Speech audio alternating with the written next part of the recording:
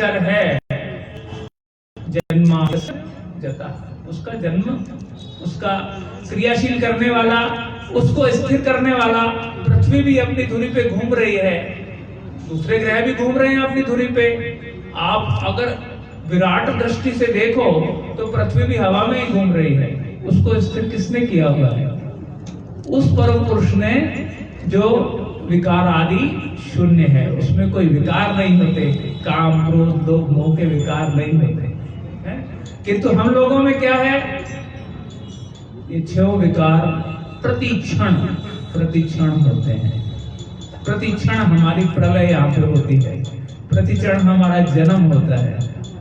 इसलिए भागवतम में जो 10 विषय आए हैं उसमें एक प्रलय भी आया है कि 100 साल बाद मरना है, यह सृष्टि लीला 10,000 साल बाद पूरी होगी, या 72 चतुर्युगी पूरी होने के बाद खंड प्रलय होगी। मरना तो है, प्रलय तो प्रलय है। इसलिए वैद्य जो है वमन कराता है कि भाई पहले पेट साफ कर ले तुम्हारा, फिर दवाई देंगे। तो ये जो 9 स्कंध हैं, इनमें बड़े ही आकर्षक उपाख्यान हैं। जैसे भरत उपाख्यान है, जड़ भरत का। जड़ भरत की पालकी को कहार ले जा रहे हैं, लेकिन एक कहार जो है नहीं उठा पा रहा उसको, तो वो कहते जाओ किसी को पकड़ के लाओ। और किसको पकड़ के लाए? जड़ भरत को पकड़ना है। अब जड़ भरत शरीर धर्म में स्थित नहीं है, और वो ये देख रहे हैं चलते हुए कि कहीं मेरे पैर से कोई जीव की हत्या ना हो जाए। वो पालकी हिल रही है, और राजा उनसे कहता है कहारों से, मूर्खों पालकी क्यों हिल रही है? तुम राजा के प्रताप को नहीं जानते, अभी दंड दूंगा। वो प्रकार बोले, महाराज ये जो नया आया है इसके कारण पालकी हो रही है। अब राजा ने इन पर शासन किया, तो जैसे कोई बहुत भोला भाला आदमी सड़क पे कोई पागल सा घूम रहा हो, उसकी जो बात का जो स्वर होता है ना, वो उस रूप में उत्तर उसको दे रहे हैं। अरे किसको मारेगा राजा है? मरे हुए घोड़े को मारने से लाभ क्या है? पिसे हुए आटे को पीसने से तेरे को क्या मिल जाएगा? फिर भी तू ठीक ही कह रहा है, मेरे को ठीक ही चलना चाहिए। तू राजा है, मैं प्रजा हूं। राजा का धर्म है शासन करना, प्रजा का धर्म है शासन मानना। अब राजा पालकी में बैठे बैठे सोच रहा है कि जिन प्रश्नों को पूछने के लिए मैं जिस कपिल मुनि के आश्रम में जा रहा हूं, कहीं हुई तो आके मेरी पालकी में नहीं लग गए कहार बनकर। और राजा पालकी से उतर पड़ा और उनसे पूछता है, जो आप बात कह रहे हो उसके 2 तो मतलब निकल रहे हैं, आप कहना क्या चाहते हैं? तो भरत महाराज ने कहा कि मैं भी राजा था,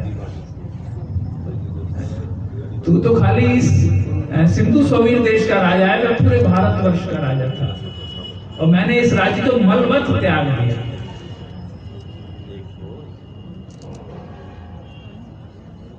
तब उस उपाख्यान का निष्कर्ष क्या निकलता है, शिक्षा क्या है उसमें?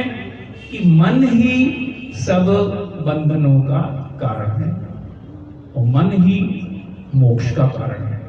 हम लोग भागवतम पारायण कर रहे हैं, महाराज जी ने बताया दशमस्कंद की लीलाओं के बारे में, किंतु ये लीलाएं हैं रसमयी लीलाएं। रस की स्थिति है तत्व ज्ञान के ऊपर। जब तक तत्व ज्ञान नहीं होगा तब तक हम लोग रस में प्रवेश नहीं कर सकते। किंतु अगर कोई महाभागवत ऐसा कराना चाहे तो हम लोग जो मठ में आए 1996 में, गुरुजी उस छोटे से कमरे में रहते थे जिसमें तीर्थ महाराज जी बाद में रहे, ऊपर बाद में बना था। अब महाराज जी की पूरे मठ में दृष्टि है सब ब्रह्मचारियों पर, कौन क्या कर रहा है। तो शाम को मैं महाराज जी को, हम लोग जाते थे उनको थोड़ा विश्राम कराने के लिए, तलवों में थोड़ा मालिश वालिश कर दें। तो महाराज जी मुझसे पूछते थे तुम शाम को यहाँ जाते हो, आरती में क्यों नहीं जाते? चलो आरती सुनाओ। तो हम लोग इस्कॉन से आए थे, पूरा आरती हमें बड़ी अच्छी आरती पूरी पूरी उठा के सुना दी। महाराज बड़े प्रसन्न हुए कि चलो आरती में नहीं जाता, आरती याद तो है। अच्छा तुलसी आरती में क्यों नहीं जाते तुम? इसलिए तुम्हारा हृदय कठोर है, तुम तुलसी आरती जरूर करो, तुम्हारा हृदय कोमल हो जाएगा। देखो गुरु वचनों में कितना बल है। मैं पत्थर हिल देता, कभी मेरी आंखों में आंसू नहीं आते थे, लेकिन गुरुजी के वचन इतने बलवान हैं कि पत्थर हृदय पिघलने लगा।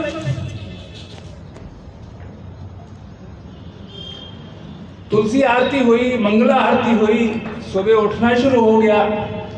अब महाराज जी अलग अलग भागवतम के उपाख्यान ले रहे हैं, किस लिए? कि हम लोग उस रसभक्ति में प्रवेश करें जो उनका मनोभीष्ट है। वो देने क्या आए? गुरुजी हमें क्या ये देने आए कि जीवन भर तत्व सिद्धांत में ही पड़े रहो और अपना जड़ चित्त का समन्वय करके उसी में स्थित रहो? कि गुरुजी मैं गौड़ी मठ रोज आता हूँ, रास्ते में रंगेश्वर मंदिर में भी प्रणाम कराता हूँ, पहले द्वारकाधीश भी हो आता हूँ। गुरुजी सुन तो लेते थे, लेकिन जान जाते थे कि इनका चित्त जो है एकांतिक भक्ति वाला नहीं है।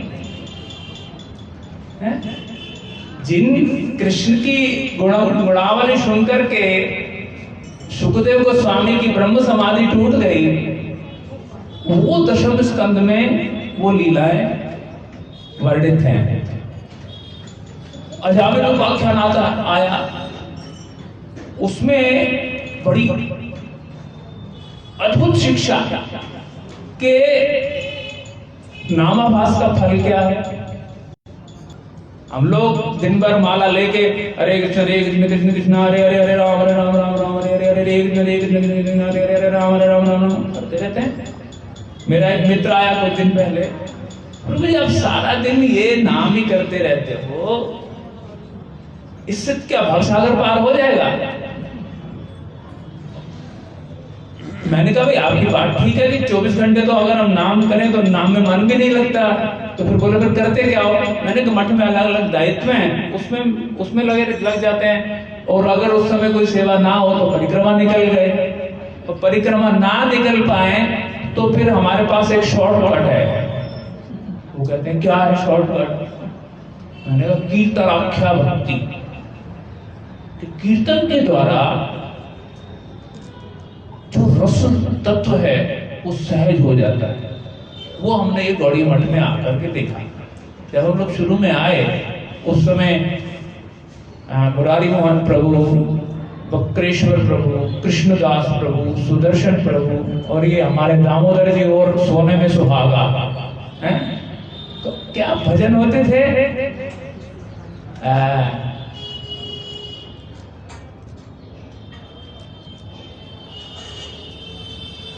कृष्ण देव भवन्तम वन्दे, मन मानस मधुकर अर्पय निज पद पंकज मकरंदे। अब इस भगत दिन को कोई पढ़े, उसका मतलब, उसका अर्थ, उसका तात्पर्य समझने का प्रयास करे, निश्चित रूप से उसको भगवान से संबंध उदित हो आएगा। रूप गोस्वामी पाद का भजन है, कृष्णा आपको प्रणाम है। मेरा मन जो है जैसे मानसरोवर में हंस विचरण करते हैं, ऐसे मेरे मन रूपी सरोवर में आप उदित हो। मन मानस मधुकर अर्पय निज पद पंकज मकरंदे। यद्यपि समितिषु विधिरपि पश्यति नातव नखाग्र मरीचिम। ब्रह्मा भी अगर समाधि लगा ले करोड़ों सालों की, तो आपके चरण के नख से जो छटा निकल रही है अधिक से अधिक ब्रह्मा वहां तक पहुंच सकते हैं। आपके नख का भी दर्शन नहीं कर सकते, चरण की तो बात ही क्या है? तदापि इच्छामि निशम्य तवाच्युत किंतु कृपाद्भुत विजु। किंतु हे भगवान, मैंने आपकी कृपा के बारे में सुना है, मैंने आपकी करुणा के बारे में सुना है कि वो अहेतुकी है, इसलिए मेरे को वो अवश्य मिलेगी। कितना दृढ़ विश्वास है, आत्मविश्वास है। ऐसे भजन जो साधन भी है और साध्य भी है, इनको श्रवण करके कीर्तन करके, इनका कीर्तन से ही श्रवण हो रहा है, कीर्तन से ही श्रवण हो रहा है। गुरुजी ऊपर जब नया बन गया कमरा, गुरुजी ऊपर रहते थे और जब बाथरूम में आते थे तो उस समय मैं और अमल कृष्ण प्रभु उस बीच वाले कमरे में रहते थे। तो मेरी शुरू से आदत रही है गुनगुनाने की। पहले मैं हिंदी गाने गुनगुनाता था, किंतु जब ऐसे भजन सुनने लगे तो उन्हीं को गुनगुना रहा हूँ। वो कई बार बड़ी जोर जोर से गाता भी था। तो गुरुजी कहते थे, भाई तुम सब समय गाते ही रहते हो, तुम्हारा काम क्या है? लेकिन ये भजन जब जिह्वा पर उदित होते थे तो छूटते नहीं थे, हैं? तो यहाँ की बड़े सारी लीला है गुरुदेव की, जो हमारी संपत्ति बन गई आगे के साधक जीवन के लिए। फिर भी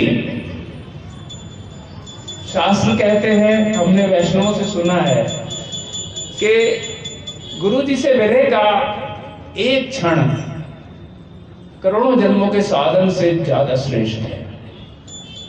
और सच पूछो तो आज तक मैंने उनके विरह में आंसू नहीं बहाए। संसार में बहुत भूखा है, कोई हरि कथा कहते हुए रो सकता है, रोने का कारण उसका भगवान से और गुरु जी से प्रेम है, ये नहीं भी हो सकता। कष्ट बहुत है संसार में। आप 2 दिन से अगर सोए ही नहीं हो तो आप हरि कथा क्या, कोई हिंदी गाना गाओगे तो भी आंखों में आंसू आ जाएंगे। हमारी ब्रज की माताएं समझती होगी, किसी के आंखों में आंसू आओगे तो अरे वो तो महाराज जी है गए, वो तो शुद्ध भक्त है गए। लेकिन शुद्ध भक्त इतना सहज नहीं है। आंसू तो मगरमच्छ भी बहुत बहा लेता है, किंतु जो वस्तु गुरुदेव देना चाह रहे हैं उसका मूल्य आंसू नहीं है, उसका मूल्य है आपको स्वयं को उनके आचार विचार में प्रतिष्ठित करना पड़ेगा। तो गुरुदेव यहाँ पर बैठ करके बड़ी अद्भुत अद्भुत हरि कथाएं करते थे। 1946 में गुरुदेव देवानंद गौड़ी मठ में आए,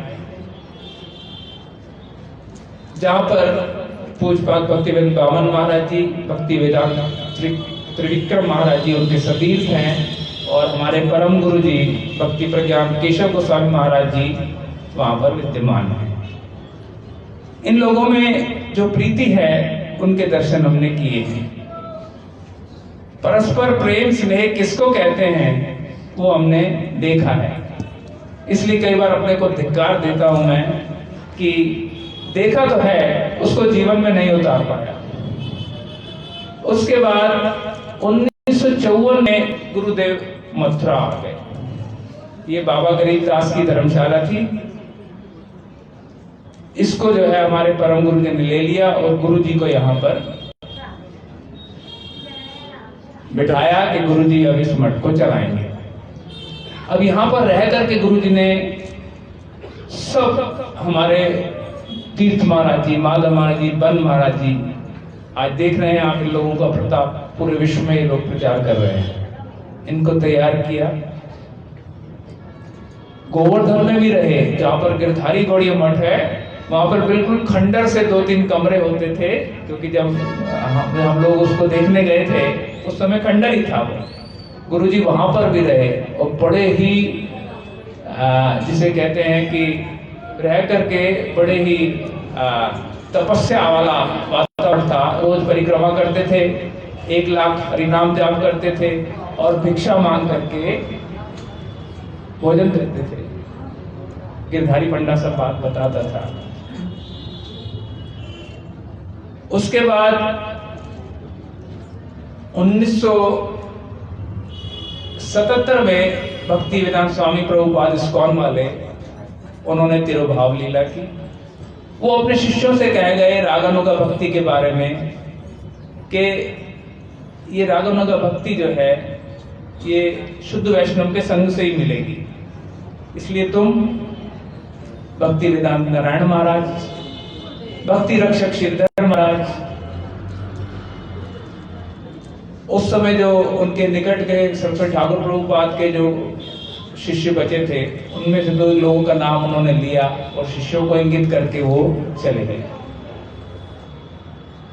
अब इस्कॉन के जो जिज्ञासु जन हैं, जो शुद्ध वैष्णव के संग में हरि कथा सुनना चाहते हैं, रहना चाहते हैं और रागानुगा भक्ति का अनुष्ठान करना चाहते हैं, वो भक्ति रक्षक श्रीधर महाराज जी के पास आने प्रारंभ हुए नवद्वीप में। लेकिन 1989 में वो भी चले गए।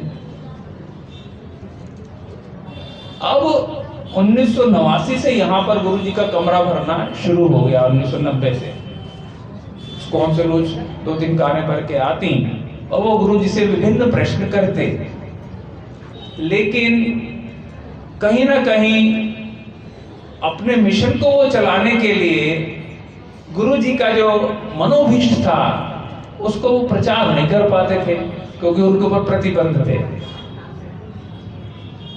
और गुरु जी जो रूपानुगा भक्ति है,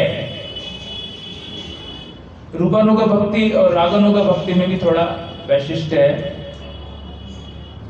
जो रूपानुगा भक्ति है उसको प्रचार करने का दायित्व गुरु जी को उनके गुरुवर्गों ने पहले दे दिया था। स्वामी महाराज जी की भी इच्छा थी।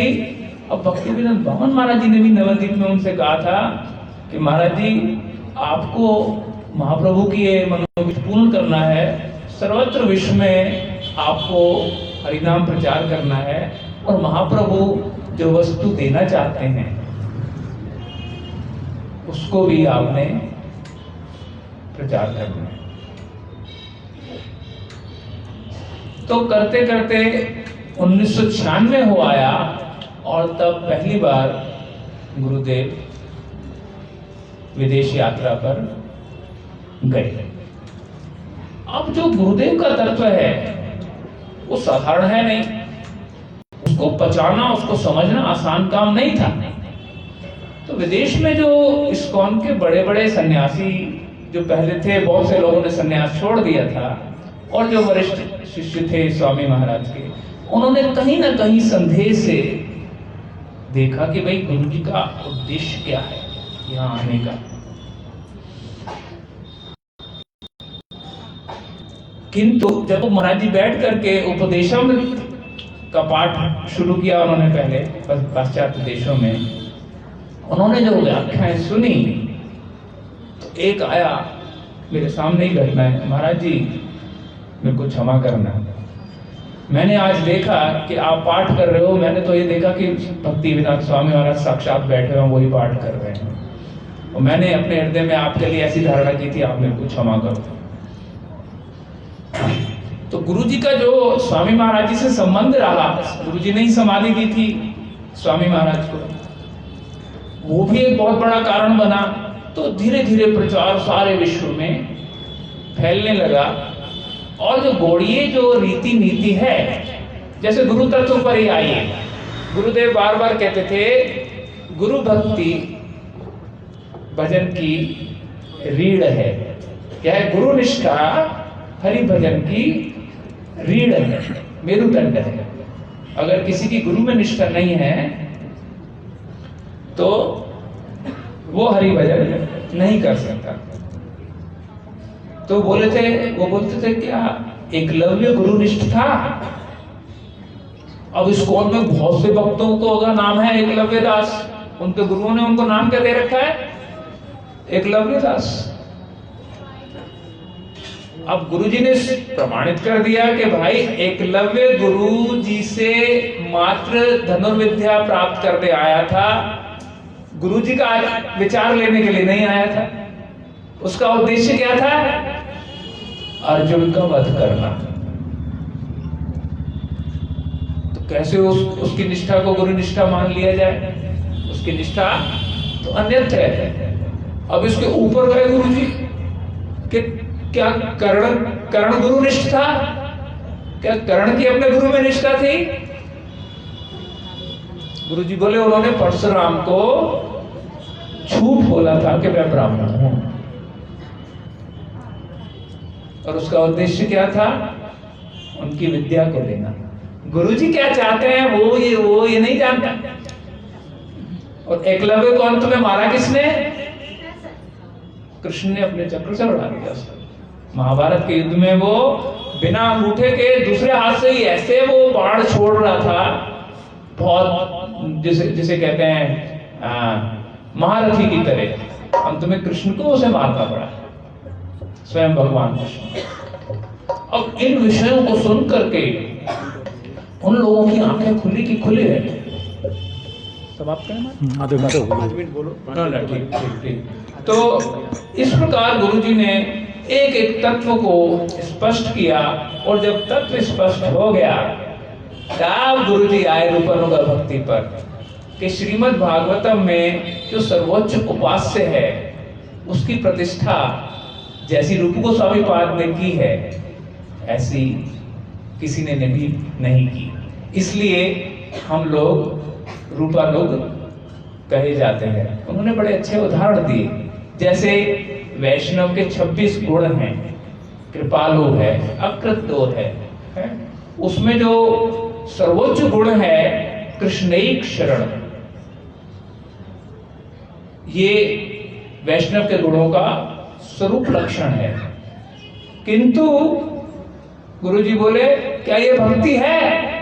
सबने कहा हाँ ये तो भक्ति हो गई, कृष्णैक शरण। क्या करें? तो गुरुजी बोले नहीं, कृष्णैक शरण भक्ति नहीं है, शरणागति भक्ति नहीं है, भक्ति का द्वार मात्र है, भक्ति की देहरी मात्र है।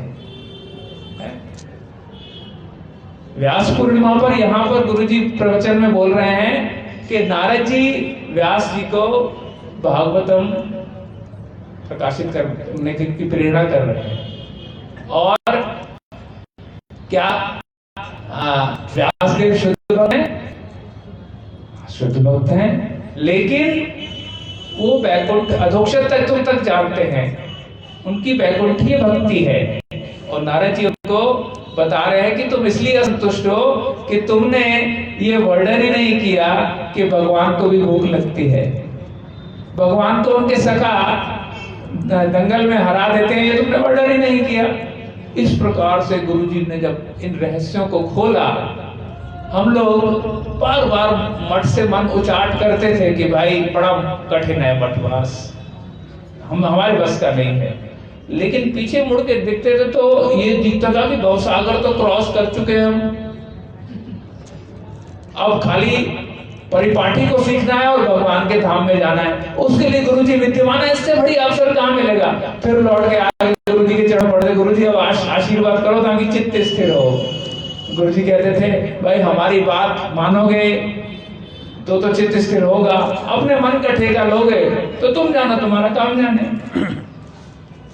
सहज नहीं है मन को चित्त स्थिर मन को स्थिर करना। आदमी पूर्व जन्मों के संस्कारों से विजय नहीं पा पाता, लेकिन गुरु वैष्णवों के संसर्ग में रहकर, उनकी सन्निधि में रह करके वो विघ्न जो है धराशायी हो जाते हैं। खैर, हमारे गुरुपाद पद में निष्ठा हो जैसी कि एक शुद्ध शिष्य की होनी चाहिए, इसी प्रार्थना के साथ मैं वक्तृता समाप्त करता हूं। कोई त्रुटि विच्युति हो तो आप लोग क्षमा करेंगे। गौर प्रेमानंदे हरि हरि। बहुत सुंदर रूप में आपने गुरुदेव की चरण कमलों में पुष्पांजलि प्रदान की। गुरुदेव की ये अतिमत्त चरित्र तथा गुरुदेव की जे एक सुंदर नवीन विचारधारा आपने प्रस्तुत किया, जिससे रागानुगा भक्ति, वैदिक भक्ति तथा रागानुगा भक्ति और फिर रूपानुगा भक्ति के विशेष वैशिष्ट्य आपने प्रस्तुत किया। यह गुरुदेव की विशेष विचारधारा है। और अभी मैं निवेदन करता हूँ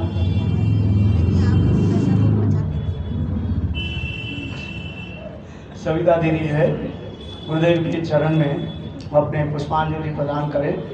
मैं पहले ही बोल चुका हूँ, यह भागवत सप्ताह की मूल उद्देश्य है गुरुदेव की शतवार्षिकी उत्सव पर गुरुदेव की अपराक्त जीवन चरित्र कथा हम श्रवण करेंगे और उसमें बीच बीच में कृष्ण लीला की कथा हम श्रवण करेंगे। सविता जी अपने विषय को प्रस्तुत करेंगे।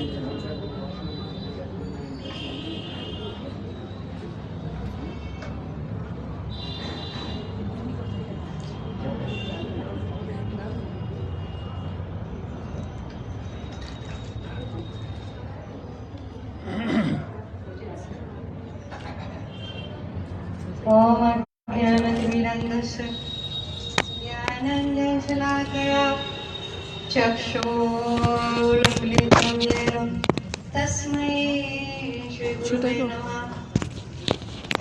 वञ्चाकल्पतरुभ्यश्च कृपासिन्धुभ्येव च पतितानां पावनेभ्यो वैष्णवेभ्यो नमो नमः। गुरुवे गौरचन्द्राय राधिकायै तदालयै कृष्णाय कृष्णभक्ताय तद्भक्ताय नमो नमः।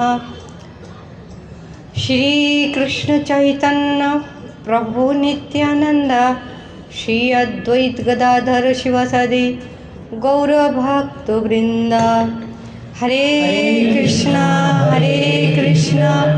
कृष्णा कृष्णा हरे हरे, हरे राम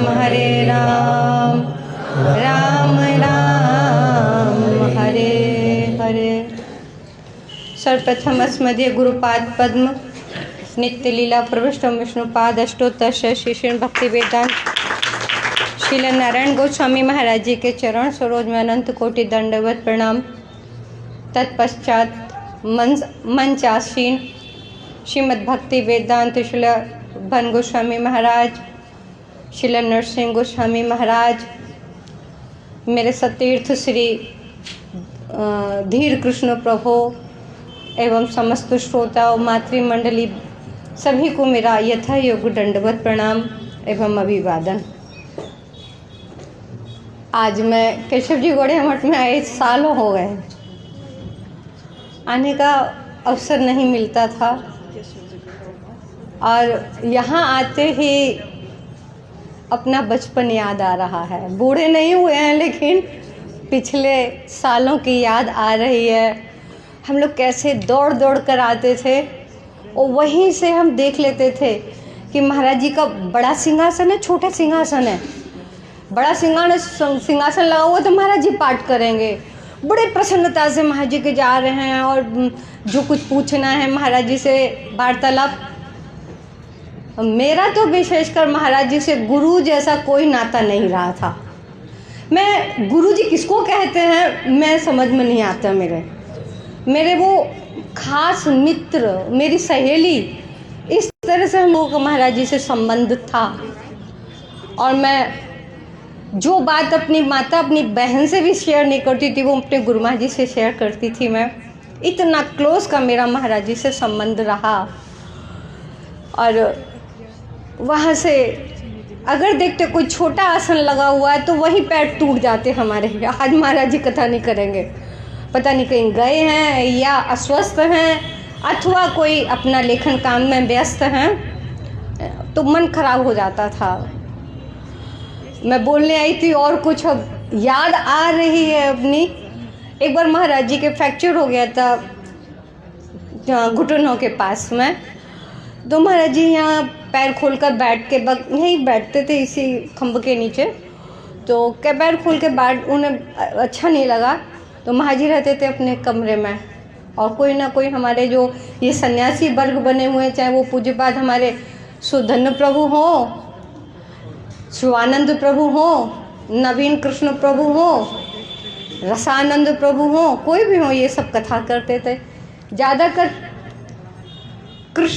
काला कृष्ण दास प्रभु करते थे, या वो नहीं होते तो मंगल महाराज करते थे। यही लोग कथा करते थे। कालाचंद प्रभु ज़्यादा करते थे। और महाराज जी क्या करते थे, अपना ये गेट तो बंद करते थे, उस पीछे के गेट से हमको अंदर बुला के महाराज जी हमको जैव धर्म पढ़ाते थे। आप लोग है ना ये सब उधर उधर रखा करो, कोई भी बोले ना, हमारे से नहीं, कोई भी बोले उसमें वो होती है। महाराज जी नहीं आने देते। मैंने रूप सनातन में एक बड़ी अनिर्वचनीय, बड़ी असहनीय बात देखी। मैं अगर मुझे कल माइक परसों मिलेगा पुष्पांजलि देने के लिए, मैं उस बात को टोक देंगे। हमारे यहाँ गुरु महाराज जी के जो चरणों में रहकर उसने जीवन यापन किया, सब नियम में पक्का। कैसे, वहाँ तो परमेश्वरी प्रभु कथा कर रहे हैं, कोई बार बार कोई टॉयलेट में जा रहा है, तो कोई बार बार बोतल पानी पी रहा है, तो कोई बोतल भरने जा, बड़ा अजीब लगता है। ये सब कथा के चरणों में अपराध हैं। हमारे महाराज जी को तो पहले, अब इन्वर्टर वगैरह चालू हुए हैं, उस समय तो कोई इन्वर्टर वगैरह कुछ था ही नहीं। अगर पसीना भी आ रहा है, महाराज जी दबी निगाह से देखते थे किसने पंखा उठाकर हवा की है। अगर हम लोगों ने पंखा छू भी लिया तो बस बहुत ही, मतलब हमारा पंखा में मन क्यों चला गया, हम हवा के शरीर सुख में इतने हम निमग्न हो गए, कथा का कोई मूल्य नहीं रहा। अरे कहते थे महाराज जी, वेदा व्यास जी जब सुखदेव गोस्वामी जी कथा सुना रहे हैं परीक्षित महाराज को, हमारे यहाँ भागवत सप्ताह होती है 3 घंटे की, उसमें भी नाचना कूदना गाना बजाना। आज की कथा थोड़ी ना है, कथा के नाम पर हम लोग क्या करते हैं वो तो जानते हैं, कहने वाला भी अच्छा से जानता है। लेकिन 7 दिन 7 रात लगातार कथा होती रही, 1 सेकंड के लिए कथा बंद नहीं हुई। 3-4 दिन व्यतीत हो गए, तब सुखदेव गोस्वामी जी उनकी परीक्षा ले रहे हैं, पानी पीने के लिए कहा। कहते गुरुदेव आप एक भी शब्द ऐसा उधर से नहीं कहिए, आप मुझे कृष्ण कथा रूपी अमृत को पिलाइए, बस इसका पान करना है। महाराज जी इस तृषा को हम लोगों को जगाते थे, ये तृष्णा हम लोगों के हृदय में जगे कथा सुनने के, तो वो कथा हमारे हृदय में लगेगी, हम लोग उस पर प्रतिष्ठित हो सकेंगे। नहीं तो हाँ चलो मठ में भागवत सप्ताह हो रही है, बैठ जाओ 2-4-10 मिनट, 1 घंटा 2 घंटा, कुछ तो सुनाई पड़ेगा। और नीचे उतर के जाओ तो पूछो माता जी आज क्या प्रसंग है, अरे आज तो पहला चरित भयो, तो मैं कि कहा बोले उसमें कोई विशेष, अरे वो सुनीति माता ने कह दी जंगल चलो, बस ये कथा, वो जो पुरानी याद है वो लेटेस्ट, वो क्या कहे वक्ता ने, क्यों? कथा भी एक आधार चाहती है जिस आधार पर जाकर वो टिके। मुझे तो बहुत बुरा लगता है, मैं तो अपनी बात कर दूं, मुझे रूप सनातन में ये मैं बोल के छोड़ूंगी। मैं एक ब्रह्मचारी को पकड़ा भी था मैंने, फिर छोड़ो, मैं कहा सबको एक साथ बोलेंगे हम।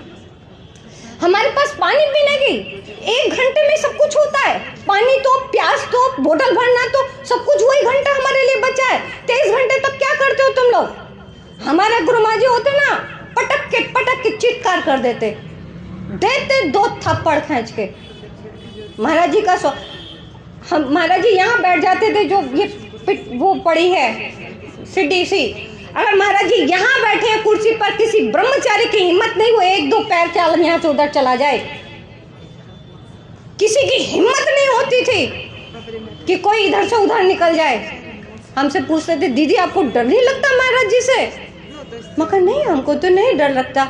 क्यों डरते थे महाराज जी? अगर वो महाराज जी इतने अनुशासित थे, इतने अनुशासन में रहने वाले थे, उनको डिसिप्लिन से जरा भी, इतना सा भी एक बाल बराबर इनडिसिप्लिन हुआ दो धरते थे, थप्पड़ नहीं देखते थे कि लड़की है कि लड़का है।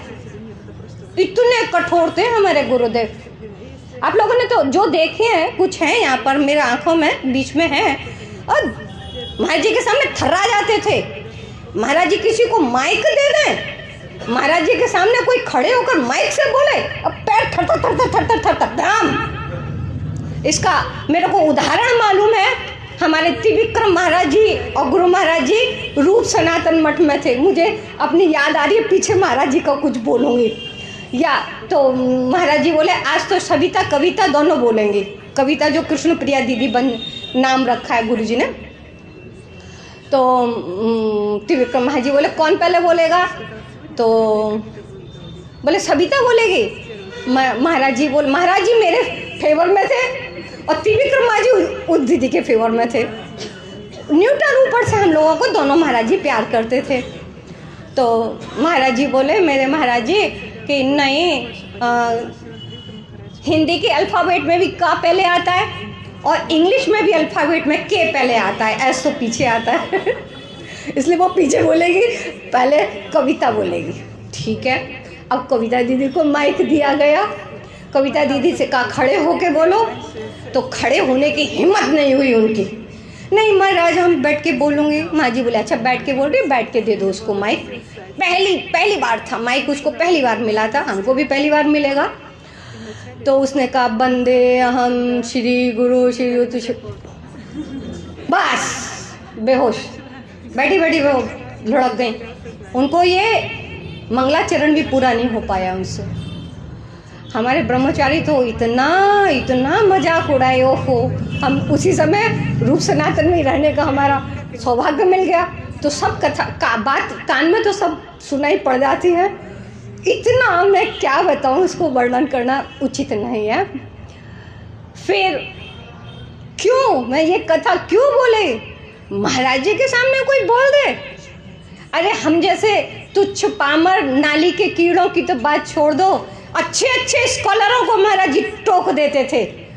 हमारे ब्रज में अच्युत लाल भट्ट जी इस समय विद्वानों में मूर्धन हैं। सचमुच उनका बड़ा गहन अध्ययन है शास्त्रों में, विशेषकर गौड़िया सिद्धांतों में निष्णात हैं। वो भी कुछ इतना सा उधर उधर गड़बड़ करते, नहीं ऐसा नहीं, तुरंत वक्तृता के बीच में ही महाराज जी खंडन कर देते थे। ऐसे निर्भीक के सत्य वक्ता थे गुरुदेव। तो बहुत याद आ रही है महाराज जी की, कैसे हम लोग आते थे, कैसे पीछे मैं जब लेट हो जाती थी तो पीछे बैठती थी, तो महाराज जी उधर से ही बोलते, ऐसे ही बोलते थे महाराज जी लाड़ से, आगे आके बैठ जा। तो बहुत लोग फिर क्या क्या होता था वो तो सब बात, अपने लाड़ की बात बता रहे हैं। इतने आँखों से पल कर आए गुरु महाराज जी के हम लोग, क्या बताऊं, कितना लाड़ कितना प्यार। मेरे पिता मेरा छोटी सी थी, बहुत छोटी सी, 97 में मेरा पिता चला गया था, बहुत छोटी थी, लेकिन मैंने अपने पिताजी का कभी दुख नहीं अनुभव किया। इतना लाड़, इतना प्यार, इतना दुलार महाराज जी ने हमको दिया, हमें पता ही नहीं चला पिता का दुख होता क्या है, विरह होता क्या है। महाराज जी ने सब कुछ दिया हमको, इतना लाड़ दुलार। तो वही सब बात मठ में आते ही ऊपर नीचे आ रही थी। अब अपने वक्तृता पे चलते हैं। हाँ,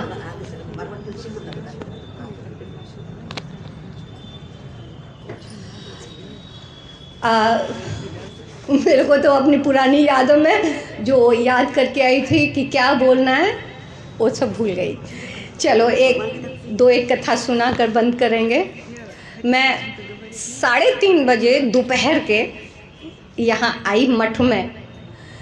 हम लोगों को यहाँ हमारे पूज्यपाद अब तो बन महाराज जी बन गए, नहीं तो हमारे तो सुदर्शन प्रभु थे।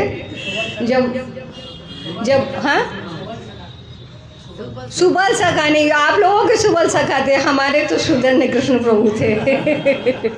आप लोगों ने जो कुछ कहे, आपकी श्रद्धा है उनके प्रति। तो 9:30 बजे आते थे तो सब आ जाते, उधर से उमा दीदी, उधर से नवीन प्रभु, उधर से प्रभु भी बहुत कम आ पाते थे क्योंकि इनको विशेष सेवा थी। ये सेवा की मूर्ति कहें, विग्रह कहें, क्या कहें, इतना पतला दुबला शरीर, अभी भी पतले, पर इससे भी आधे थे ब्रह्मचारीपन में। और एक साइकिल से पूरे मथुरा में घूमते रहते थे कलेक्शन करने के लिए। सबसे बड़ा कलेक्शन सेवा थी, जो सबसे कठिन है, मुझे पता है कैसे कलेक्शन होता है। तो महाराज जी कलेक्शन करते थे, समय पे आ जाते थे, वो आ जाते थे, नहीं तो महाराज जी नियम से नहीं आ पाते थे। हमको 10 से 12 महाराज जी भागवत जी पढ़ाते थे, फिर 3:30 से 5:30 ब्रह्म संगीता, जैव धर्म, हमारा उपदेश, बहुत महाराज जी से बहुत कुछ पढ़े। 3 क्लास लेते थे और फिर 5, 5:30, 6, 6:30 बजे से जर्नल क्लास होती थी, उसको पढ़ते थे। फिर 3 क्लास का जो हमारे पास क्वेश्चन है, जो समझ में नहीं आया, माँ जी ये एग्जाम्पल क्यों दिया, कैसे उतरा, कैसे खड़ा हो, तो बड़ी पुंखाती पंखु महाराज जी से क्वेश्चन 4थी क्लास में चलता था हमारा। एक दिन में 4 क्लास गुरु जी के चरणों में बैठकर सुनने और पढ़ने का सौभाग्य हमको प्राप्त हुआ। तो 3:30 बजे मैं जब आई यहाँ पर, तो महाराज जी यहाँ खड़े थे और बगलबंदी पहने हुए थे। बगलबंदी महाराज जी जब भी पहनते हैं जब उनको कहीं बाहर के प्रोग्राम में जाना है। तो बगलबंदी देखते ही मैंने महाराज जी से कहा, महाराज जी आज आप कहाँ जा रहे हो? तो कहते हैं आज है ना चौक बाज़ार में राधा वल्लभ मंदिर है, वहाँ पर गीता पर विद्योत्सव है, वहाँ जाऊँगा। तो मैं महाराज जी का ऊपर से नीचे निगाह से देख रही हूँ, महाराज जी मुझे आ गया, मैंने मांगी नहीं, क्योंकि हम तो कभी ऐश्वर्य भाव रहा नहीं महाराज जी से। तो मैंने महाराज जी से पूछा, महाराज जी मैं क्या करूँ? बोले तू भी चल। तो महाराज जी मैं कैसे जाऊँ, बहुत दूर है। तो महाराज जी बोले गाड़ी में तो जगह नहीं है बेटी, और जल्दी से 20 रुपया निकाले अपनी जेब में से, और महाराज जी ने 20 रुपया मुझे दे दिए और कहा तू रिक्शा से पहुंच जा। अब वो रिक्शा तो मिला नहीं, ढूंढते ढूंढते पूछते बनिया है ना, थोड़ा सा लोभ तो रहता ही है, नहीं इतना कम होना चाहिए, क्यों ज़्यादा पैसा दें गुरु जी का। पैदल पहुंच गए। जब महाराज जी पहुँचे तो महाराज जी को माइक मिला। महाराज जी बोलते अभी मैं आया हूँ, थोड़ा सा मुझे रेस्ट लेना, तो फिर मैं बोलूँगा, एक स्पीकर उससे पहले बोल ले। क्यों हम लोग पहुँचे नहीं थे उस कथा में। जब हम पहुँच गए, महाराज जी से दूर से कह दिया, महाराज जी हम आ गए। महाराज जी ने इतनी सुंदर वक्तृता दी, आप समझ सकते हो गुरु महाराज जी क्या वस्तु थे। महाराज जी के लाखों, कम से कम 1.5-2 लाख से शिष्य कम नहीं होगा पूरे वर्ल्ड में, लेकिन कौन कितना महाराज जी को समझा, ये हमारे असमझ की बात है, हम नहीं बता सकते हैं। लेकिन जिन ढूंढे तिन पाइयाँ गहरे पानी बैठ, जिसने महाराज जी को सूक्ष्म अति सूक्ष्म जानने की कोशिश की, महाराज जी ने उसको उतना ही जनाया। तब महाराज जी का मौका आया कथा बोलने का, तो महाराज जी ने छूटते ही कहा, बहुत लंबी जोड़ी व्याख्या कर रहे थे गीता की। महाराज जी ने कहा गीता प्राइमर की क्लास की बुक है और PhD की भागवत है, तो इस पर 24 लोग, उसमें द्विवेदी, त्रिवेदी, चतुर्वेदी, दर्शनाचार्य, साहित्याचार्य और बड़े लर्नेड पर बड़े विद्वान लोग थे उस कथा। हमने तो पहले ही कहा था इस बंगाली को बुला लिया, इस बंगाली को जरूरत क्या थी और क्यों आ गया, और बहुत चर्चा होने लगी। महाराज जी बोले देखो तुम लोगों ने कुछ बोला तो मैंने कुछ बोला नहीं, मैं चुपचाप सुनता रहा। अब मैं बोल रहा हूँ, आप लोग सुन लीजिए, अगर कुछ बुरा लगता है तो मैं कहीं जाने वाला तो नहीं हूँ, आप यहाँ पे मुझसे पूछ सकते हो, मैं भी मथुरा का रहने वाला हूँ, आप लोग मेरा स्थान सब जानते हो। तो कुछ चौबे बोले कि ठीक है, वो ठीक कह रहा है, वो बोलने तो दो उसे। अरे क्या बोलेगा बंगाली, चौबे यहाँ तो 2 मिनट में ऐसी की तैसी कर दें अच्छे लोगों की। यही चतुर्वेदी हैं, यही ब्रजवासी हैं जो हमारे गुरुजी को युगाचार्य की उपाधि दी।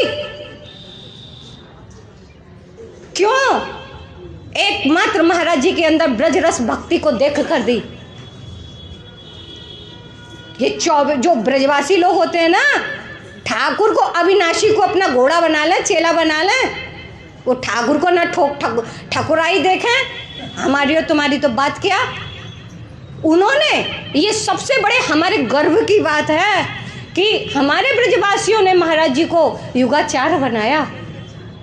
ये मामूली बात नहीं, हमारे बहुत गौरव की बात है। तो महाराज जी कथा कर रहे हैं, वहाँ पर क्या बोले महाराज जी दिया, सर्वधर्मान् परित्यज्य माम एकम शरणं व्रज अहम त्वाम सर्व पापेभ्यो मोक्षयामि मा शुचा। एक श्लोक में बता दिया।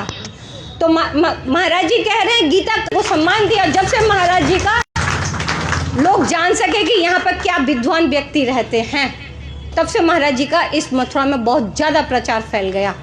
तब से यहाँ से सब लोगों का इनिशिएशन लेना, दीक्षा लेना सब शुरू हो गया था महाराज जी का। इतने जोरदार महाराज जी वहाँ वक्तृता देकर आए थे। यहाँ पर हमारे कुछ भक्त हैं, उस क्लास को उन्होंने भी अटेंड किया, केवल मैंने ही नहीं किया था।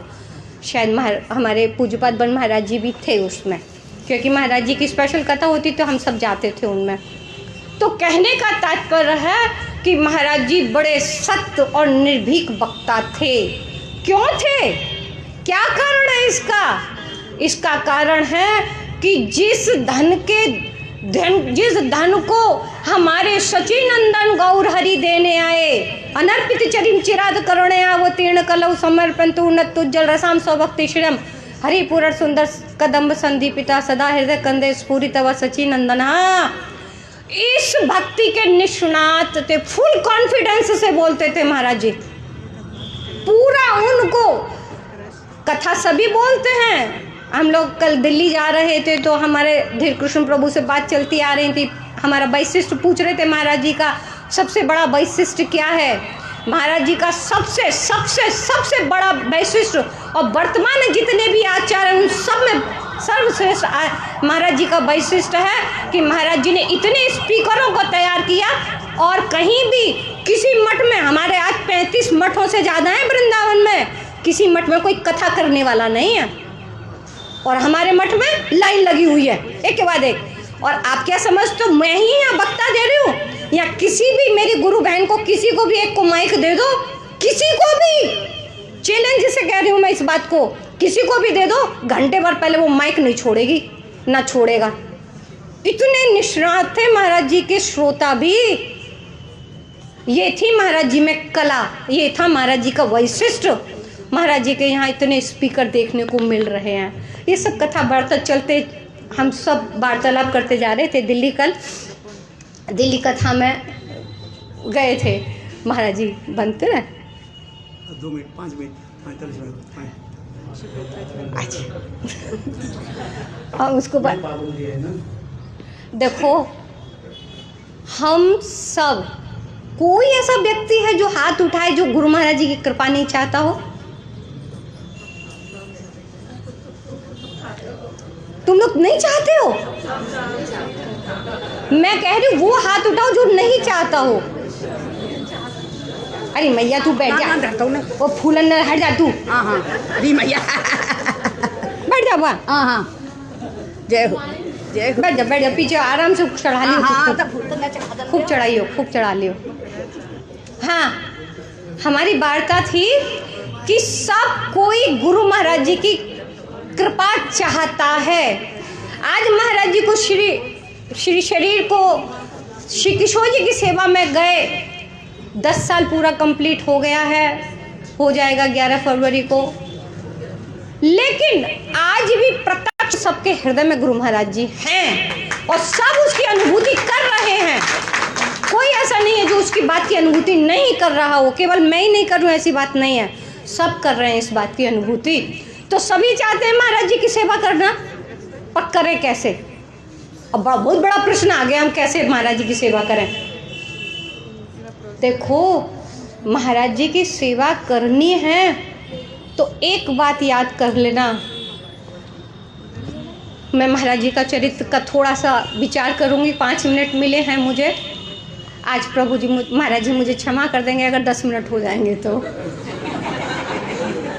महाराज जी रूप सनातन गौड़िया मठ बन रहा था, पहली छत बनी थी, मतलब फर्स्ट ग्राउंड फ्लोर ही बनी थी। महाराज उस पर छत थी, उस पर प्लास्टर वगैरह नहीं था। महाराज जी की पलंग ऐसे बिछड़ा था, ऐसे सो रहे थे, हम लोग ऐसे सो रहे थे, बिल्कुल महाराज जी के खाट से लग के ऐसे सो रहे थे। महाराज जी सुबह 2:30 बजे उठते हैं। कितने बजे? तुम लोग कितने बजे उठते हो देख लो। महाराज जी की कृपा पानी है तो रामायण में कहा है कि स्वयं श्री राम अपने गुरुजी की सेवा करते थे तो गुरुजी इसके बाद सोते थे और गुरुजी के उठने से पहले उठते थे। ये हमारा भक्ति सिद्धांत है। तो महाराज जी 2:30 बजे उठते थे, हम लोग महाराज जी के साथ उठ जाते थे और महाराज जी बस जल पिया, फ्रेश होने गए बाथरूम, बस, और एक श्लोक पढ़ा, जैसे हे देव हे दैत हे भुवनैक बंदो, हे कृष्ण हे चपल हे करुणैक सिंधु, हे नाथ हे रमण हे करुणा हे नयनाभिराम हा गदानुभवितास्मि पदोदृशो में। एक श्लोक पढ़ा और महाराज जी गंभीर इस भाव में डूब गए। देव माने दिव्य धातु, बड़े गहन उसमें चले जाते थे महाराज जी भावों में। और भाव से जब महाराज जी हरिनाम करते थे, पास में हम लोग भी बैठकर हरिनाम करते थे, महाराज जी की पीठ इधर से लेके महाराज जी को किसी तरह से कोई डिस्टर्ब ना हो। पता नहीं क्यों मैं अनुभूति बात बता रही हूँ, पता नहीं क्यों हृदय ऐसे झलझल करता था, टलमल करता था और लगता था अब आज हृदय आंखों से बाहर निकल आएगा। क्यों आंसू बरस रहे हैं, क्यों रो रही हूँ, क्यों क्या हो रहा है, कुछ नहीं पता चलता था। क्यों? महाराज जी की शुद्ध कृष्ण वाणी मेरे कान में जो प्रवेश होती थी उससे सब कुछ द्रवीभूत हो जाता था। ऐसे महाराज जी थे हमारे। तो महाराज जी 2:30 बजे उठे, 4:30-5 बजे तक उन्होंने अपना वो किया। फिर उसके बाद में तुलसी जी के सामने बैठकर अपना आर्णिक जप करते थे, स्तव स्तुति। 7:30-8 बजे के अंदर महाराज जी 1,00,000 नाम पूरा करते थे। तब उसके बाद में जल छूते थे। और हम लोग 16 माला के लिए टानाटानी कर रहे हैं, खींचातानी कर रहे हैं। पूरे दिन में हमारा 16 माला नहीं हो पाती है और फिर चाहते हैं महाराज जी की कृपा मिल जाए। लड्डू नहीं है, रसगुल्ला नहीं है जो तोड़ के खा लो उसे, पूरे शरीर की एनर्जी लगानी पड़ती है गुरु महाराज जी के साधन भजन के साथ में। कम से कम शारीरिक बल तो देखेंगे महाराज जी, शारीरिक बल तो करो, उससे ही अपने आप मन सुधर जाएगा। एक्स्ट्रा से मन सुधारने की जरूरत नहीं है। कितने सौभाग्यशाली हैं आज भी हम। महाराज जी के 15-20 हजार लेक्चर हम लोगों के सामने हैं। महाराज जी का चुपचाप धीरे से लेक्चर लगा लो और अपना हरि नाम करो, देखो उसी दिन की याद आ जाएगी। वही दिन हम लोग जो निकल चुके हैं हमारे जीवन से, वही दिन हमको याद दिलाएंगे और वैसे ही हमारा साधन भजन प्रारंभ हो जाएगा। तो महाराज जी 1,00,000 नाम जप करने के बाद में जल पीते थे और जल पान करने के बाद में महाराज जी को शौक था न्यूज़पेपर पढ़ने का।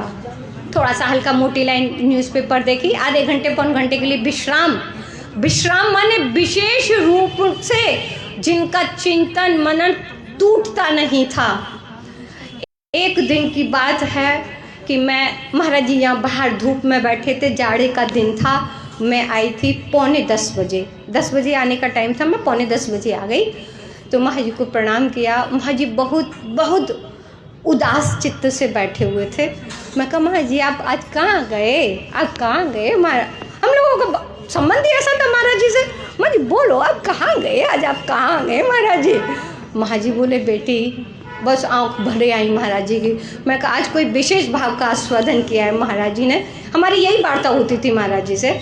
महाराज जी बोले मैं श्री विश्व भानु बाबा ने कहा अपनी लाली से, अरे राधा बेटी तू गोविंद कुंड चली जा, वहाँ भागुरे ऋषि हवन कर रहे हैं, यज्ञ में घी की जरूरत पड़ेगी, तू बेटी दिया। तो बेटी विश्व भानु बाबा अपनी लाली को घी लेकर भेज रहे हैं भागुरी ऋषि के पास में।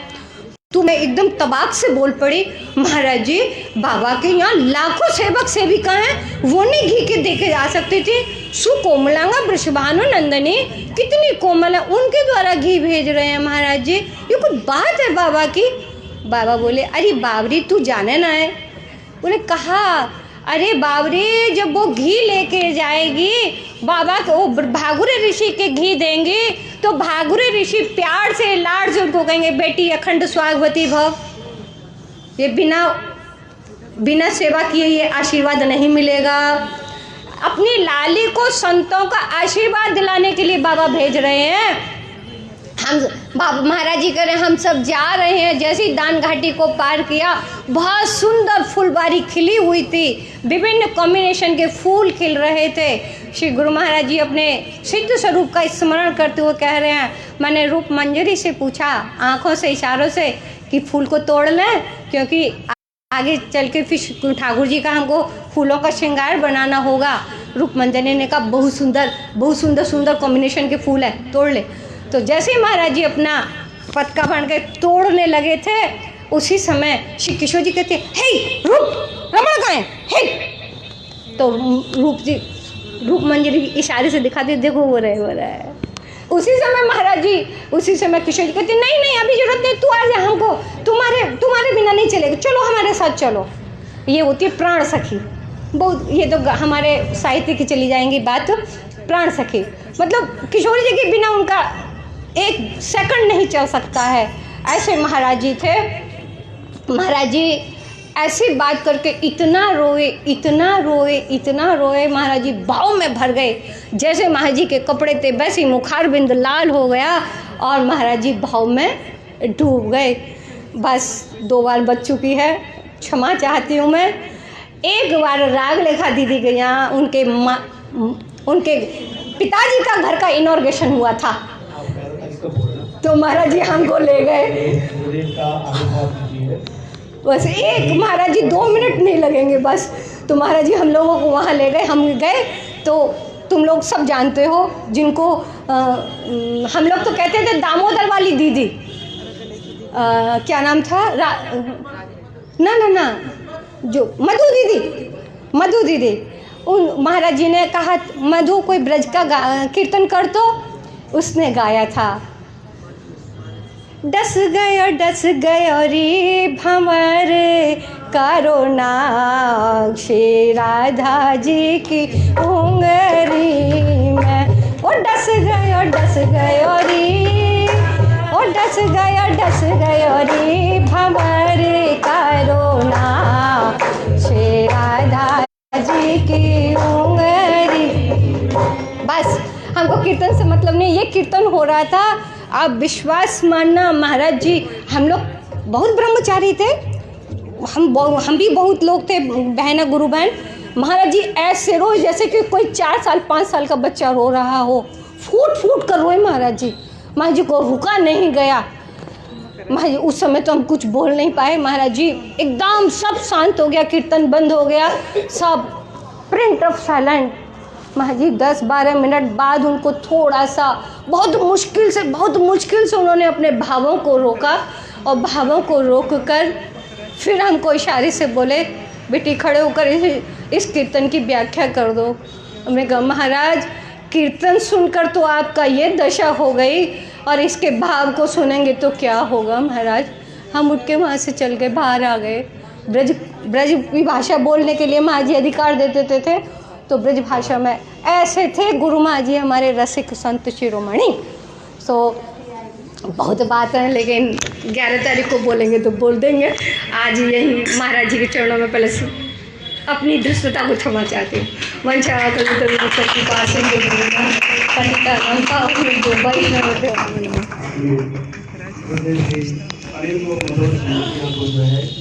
स्मरण कराया, अच्छी बात है, किंतु समय के पाबंदी है। भागवत कथा भी हम करते भी जा रहे हैं, और साथ ही साथ गुरुदेव की शताब्दी महामहोत्सव की हम भी रखे हैं, और गुरुदेव की अनेकों कथा आपने श्रवण कराया। गुरुदेव की एक विशेष वैशिष्ट्य है, सभी के प्रति कैसे किस प्रकार समव्यवहारादि करते थे। साधुरांग समचित्तानां, जो सत्साधु जो होते हैं वो समचित्त होते हैं, सभी के प्रति प्रेम प्रीति ये रखते थे। यह गुरुदेव के एक विशेष वैशिष्ट्य।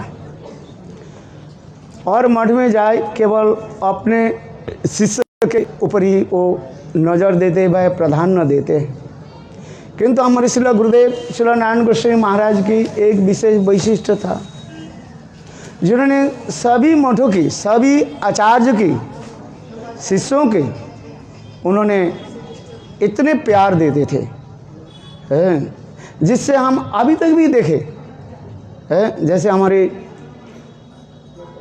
नित्य लाभ विष्णुपाद अष्टोत्तर भक्ति प्रमोदपुरी गोस्वामी महाराज के शिष्य, विशेष करके हमारे क्या नाम उसका, माधव प्रिया प्रभु, और अभी जो सिद्धांति महाराज, पहले उनके नाम था कृष्ण कृपा प्रभु।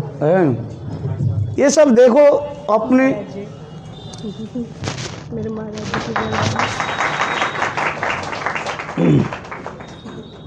आज तक ही किस प्रकार गुरुदेव की सेवा आदि की, ये देखने के वैशिष्ट्य है। हम लोग के साथ कभी कभी गुरुदेव के साथ इसी प्रकार भी, अच्छा ठीक, 10 मिनट बैठो, केवल अपने सुनने के बोलने के नहीं आए हो, सुनना पड़ेगा, वक्ता नहीं है, श्रोता भी बनना पड़ता है, तब वक्ता होता है वो है। मैं 3 घंटा बैठा हूँ तुम्हें सुनने के लिए और तुम बोल करके चले जाओगे,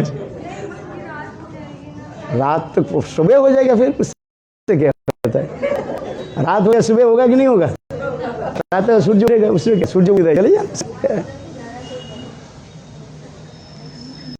मेरे कहने की इसी प्रकार तात्पर्य है, गुरुदेव की किस प्रकार जो है समव्यवहार है, जिससे सभी लोग गुरुदेव के प्रति किस प्रकार फोकस रखते थे। ये सेवा की बस गुरुदेव की एक विशेष वैशिष्ट्य है। यद्यपि श्रील गुरुदेव से सनातन से मैंने हरिनाम प्राप्त किया था according the rules of Gaudiya Vedanta Samiti, उस समय श्रील गुरुदेव नारायण गोस्वामी महाराज दीक्षा नहीं देते थे, ऑफिशियली दीक्षा नहीं देते थे। उस समय उन्होंने केवल हरिनाम प्रदान करते थे, नाम दीक्षा देते थे, मंत्र दीक्षा प्रदान नहीं करते थे। क्योंकि गौड़ीय वेदांत समिति की जो डीड जो बना हुआ है, उस डीड में यही लिखा गया, एक ही आचार्य, सभापति और आचार्य, भक्ति वेदांत श्रील वामन गोस्वामी महाराज। किंतु हमारे गुरुदेव इतने उदार भी थे, श्रील नारायण महाराज भी अपने अधिकार भी प्रदान किया, ये वे दीक्षा हरिनाम दे सकते थे। वो तो रूल्स पास किया 96 में जाकर के, किंतु उसके पहले जो है according to the rules and regulation of Gaudiya Vedanta Samiti, आचार्य सभापति जो है श्री वामन गोस्वामी महाराज, इसलिए देते नहीं थे। तो बहुत लोग चाहते हुए पर भी किंतु श्री गुरुदेव नारायण गोस्वामी महाराज नहीं देते थे। तो इसके फल हम लोग भी उसी कड़ी में हरिनाम तो प्राप्त किया, किंतु दीक्षा मंत्र जो है श्री वामन गोस्वामी महाराज, वो भी काल मैंने उस दिन कहा था, मेरे गुरुदेव ऐसे नियम में पक्के थे, जब तक नारायण गोस्वामी महाराज आदेश नहीं देते थे, उन्हें अपने शिष्य की भी दीक्षा नहीं देते थे। तो चलो आगे की कथा हम सुनाते हूँ। गुरुदेव की जो है कभी कभी हम लोग के मन में भी एक मान अभिमान भी हो जाता था, किंतु क्योंकि अत्यंत घनिष्ठ संबंध होने पर हम लोग गुरुदेव के साथ मान अभिमान करते थे। कभी कभी ऐसे शब्द बोलते थे, गुरुदेव नारायण गोस्वामी में बोलते थे, हम तो आप लोग के शिष्य नहीं है, शिष्य आप जिसको दीक्षा देते तो आपके शिष्य है, वो आप लोग के प्यारे। जैसे ये बोल रहे हैं, सब शिष्य क्या करते हैं, अपने गुरु के सोचते हैं गुरु हमारा है। ये बहुत अच्छी बात है, क्यों इसको कहा जाता है ममत्व बुद्धि कहा जाता है, जिसके शास्त्र में कहा गया, 2 शब्द कहा गया, एक है तद्यत्व भाव और एक होता है क्या, मध्यत्व भाव। मध्यत्व भाव के मेरा है, हर शिष्य है जो सत्शिष्य है, शिष्य ब्रुव नहीं है, सत्शिष्य सोचते हैं गुरुदेव मेरा है। जैसे राधा जी कहती है कृष्ण मेरा है न? तो हर शिष्य में उसी प्रकार भी रहते हैं। जैसे ये बोल रही है, मेरे गुरुदेव मुझे शिक्षा दिया, मुझे पढ़ाया, मुझे सिखाया। तो उसी प्रकार गुरुदेव केवल उनको सिखाया पढ़ाया ये बात नहीं है, सभी के। क्यों? हमारे गुरुदेव की एक आचार्य की वैशिष्ट है और गुरुदेव की बोलने की ऐसी शैली था है, जैसे कहते हैं जिसको देखे ना, देखो तुम्हारे लिए मैं आज ही बैठा था। जैसे कृष्ण है ना, जिस गोपियों के देखे वे तू जैसे मेरा प्यारी हो और नहीं कोई नहीं। न पारेहंग निरबद्धं संजन स्वसाधुकृत विबुध सापी जा दुर्जम मान दुर्ज श्रृंखला संवृक्ष प्रतिजातु साधुनम। अच्छा, ये जो श्लोक केवल राधा जी के नहीं कही, हमारे टीकाकारों ने कहते हैं सभी कृष्ण जिस गोपियों से मिलते थे ये श्लोक सबके अप्लाई कर देते थे। यद्यपि कृष्ण के अंतर्हित भाव जो है ये राधा जी के लिए है, किंतु कृष्ण ये श्लोक ऊपर से सभी गोपियों के बोलते थे। अरे तुम जैसे हमारे प्यारी हो न भूतो न भविष्यति। ये कृष्ण की एक वाक चातुर्य है। कृष्ण धीर ललित नायक होने के नाते, धीर ललित नायक में एक विशेष है प्रेयसी वशीभूता और वाक चातुर्य, बोलने के इतने सुंदर शैली गुरुदेव में ऐसे है। हम भी देखा है, जो आते थे कहते, तो हम कथा प्रसंग से हम लोग जब कह देते थे, जितने बामन गोसाई महाराज के शिष्य माधव महाराज जी हो, मैं हूँ, परमानंद देव शुभानंद प्रभु, मैंने पूज्यपाद तीर्थ महाराज जी, हम लोग तो उस समय ही है सब है। माँ क्या बोले, गुरुदेव के जितने भी शिष्य तो कौन था, 2-4 गिने गुने था। हाँ, आप उस समय मठ में गुरुदेव के शिष्य कौन था पूछ लीजिए है। आज यहाँ तक भी गुरुदेव जो गौड़िया वेदांत समिति ट्रस्ट बनाया उस समय गुरुदेव के एक शिष्य भी नाम नहीं है।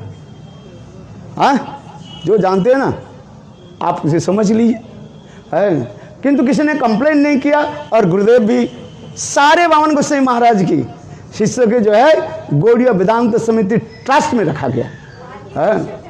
हाँ, तो गुरुदेव के जो है देखो, गुरुदेव इतने सुन, जब हम लोग कहते थे ऐसे मान अभिमान करके, गुरुदेव कहते थे अच्छा बताओ हमने तुम लोग को क्या पढ़ाया, क्या सिखाया, अच्छा बताओ स्वकीया और परकीया में विशेष वैशिष्ट क्या है? रुक्मिणी सत्यभामा कृष्ण के क्या है? स्वकीया कहा जाता है, विवाहित पत्नी स्वकीया है। और राधा गोपी आदि कृष्ण के क्या है? परकीया। परकीया है क्या चीज? पर माने श्रेष्ठ, अपने विवाहित पत्नी से भी उष्ट है। आप समझ में आ रहे कि नहीं? गुरुदेव कहते देखो तुम लोग हमारे जैसे प्यारे हो, हमारे शिष्य होने पर भी अभी तो उतना नहीं है। गुरुदेव ऐसे शब्द बोलते थे, हम एक बार झूठ नहीं बोल रहा हूँ, जैसे गुरुदेव की कथा सुनी ऐसे ऐसे बोलते, देखो तुम लोग ने जैसे सेवा किया, ये देखो नवीन ब्रह्मचारी, प्रेमानंद ब्रह्मचारी, शुभानंद ब्रह्मचारी, सब एक एक के नाम लेकर के गुरुदेव कहते थे तुम लोग ने जैसे सेवा किया, क्या हमारे शिष्य ऐसे है? आप बताओ, तुम लोग बताओ। तो गुरुदेव इसी प्रकार जो है इतने मधुर वचनों के द्वारा हम लोग के चित्त के जो है द्रवीभूत कर देते थे और आंखों से आंसू की धारा प्रवाहित करा देते। ये गुरुदेव के विशेष वैशिष्ट है। ऐसे गुरुदेव की और ना भूतो ना भविष्यति है। इसलिए हर शिष्य भी कहते हैं गुरुदेव हमें प्यार करते हैं। वास्तव ही है, गुरु एक ही साथ में सभी को जो है प्यार करते हैं, किसी की कम नहीं है, छोटा नहीं है। इसलिए कभी ऐसे मत सोचो जो उसके प्यार किया दूसरे के, क्यों कभी कभी हो जाता है हमें कम बुद्धि होने के नाते, हाँ उनके ज़्यादा प्यार किया और मुझे प्यार नहीं किया, ऐसे नहीं है। गुरुदेव की एक विशेष वैशिष्ट, श्रील गुरुदेव नारायण गोसाई महाराज की विशेष वैशिष्ट, क्या अपने शिष्य अथवा दूसरे के शिष्य कभी भेदभाव नहीं रखते थे। गुरुदेव कभी नहीं कहते ये मेरा शिष्य है और ये तुम्हारा शिष्य है। गुरुदेव की ये विशेष वैशिष्ट समत्व, जिससे मैंने कहा साधुनां समचित्तानां, जो सदगुरु होते हैं वो सबके प्रति जो है समान भावना रखते हैं, सबके प्रति करते रहते हैं। हम लोग देश विदेश में गए, सभी पे गए, जैसे हमारे प्रभु जी है, एक कितने बार तो गुरुदेव के साथ भी विदेश में बन किया, सब देशों में गए है तो कफेर सब, किंतु अंदर में सन्यासी है कि ब्रह्मचर्य के बानप्रस्थी उसके पूछो हाँ समझ में नहीं, वास्तव जो है हाँ गुरुदेव की जो है ये लोगों ने सेवा किया है, वास्तव सभी लोगों ने सेवा किया है। तो गुरुदेव की एक विशेष वैशिष्ट, अभी हम अपने कथा प्रसंग में थोड़ा कीर्तन हो जाए है, आगे के हम भागवत की कथा आगे बढ़ाएंगे। हाँ।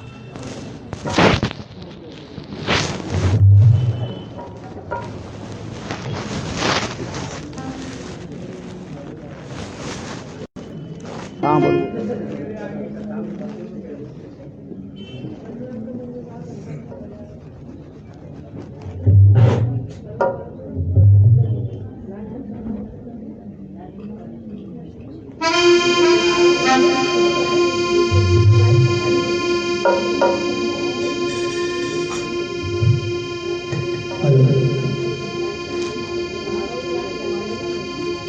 श्री राधा रानी चरण बंदवा